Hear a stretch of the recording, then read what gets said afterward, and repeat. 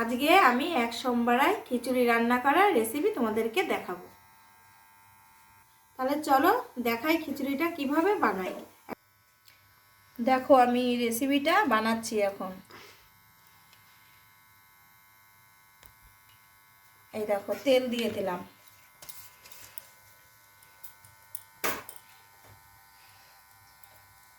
কয়েকটা গোটা জিরে দিয়ে দিলাম,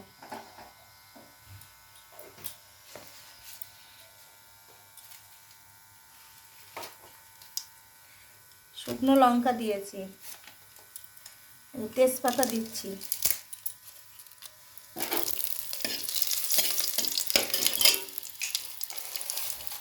এবার একটু পাঁচ ফোড়ন দিলাম। আমি এক সোমবারে যত খিচুড়িটা বানাবো সব সোমবারটা তোমাদেরকে দেখিয়ে দিলাম। এই দেখো মুগ ডালটাও ভেজে নিচ্ছি এর মধ্যেই।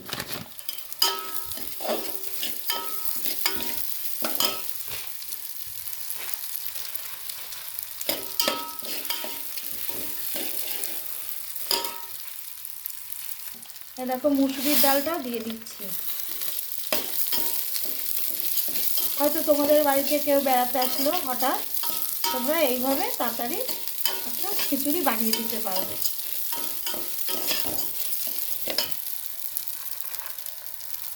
এই দেখো আলুগুলো দিচ্ছি। সে যদি আলু ফেলে দেবা, সে যদি খেতে না চাও তাহলে দেবা না।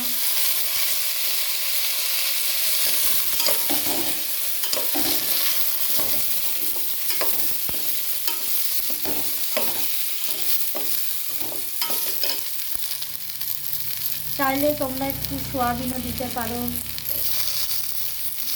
এরকম একটু সোয়াবিন দিয়েছি। সব কিছু মিশিয়ে একটু খিচুড়িটা বানাবো।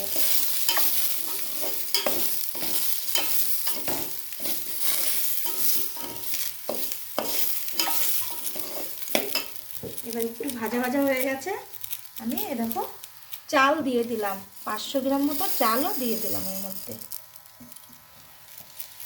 500 গ্রাম চাল দিয়েছি, 150 গ্রাম মুসুরির ডাল দিয়েছি, 150 গ্রাম মুগের ডাল দিয়েছি।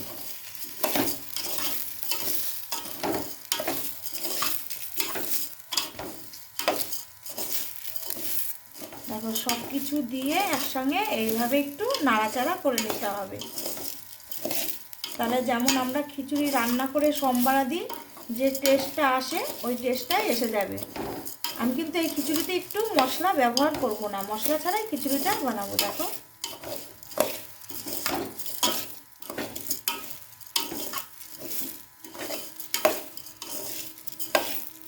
হালকা এইভাবে ভাজা ভাজা করে দেবা, তাহলে তোমার তরকারিগুলো কাঁচা গন্ধটা আসবে না। ঠিক আছে, এগুলোও ভাজা হয়ে গেল। যেহেতু আমি মশলা ছাড়া বানাচ্ছি, ভাজা হয়ে গেল। এইভাবে এবার জল দিয়ে দিচ্ছি, পরিমাণ মতো তোমরাও জলটা দিয়ে দেবে।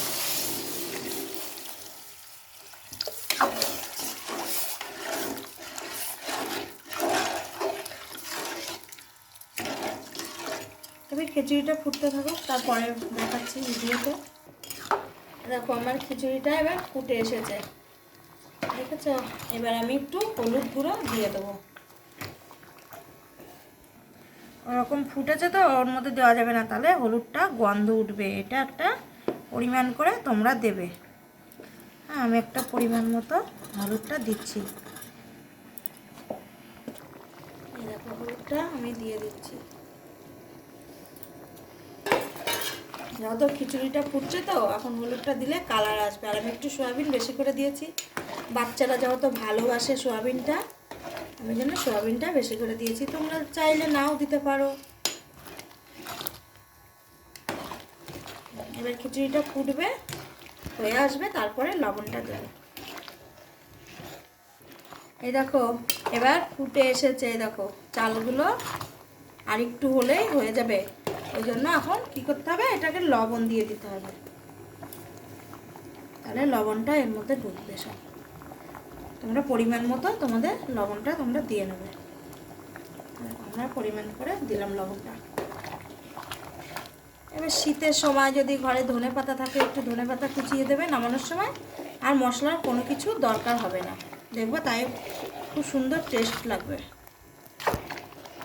তোমরা একটু সাবস্ক্রাইবার করে দিও, কমেন্ট করে দিও। আমি তোমাদেরকে ভিডিও আবার দেখাবো, পরের ভিডিও আবার আসছি, একটু লাইক করো।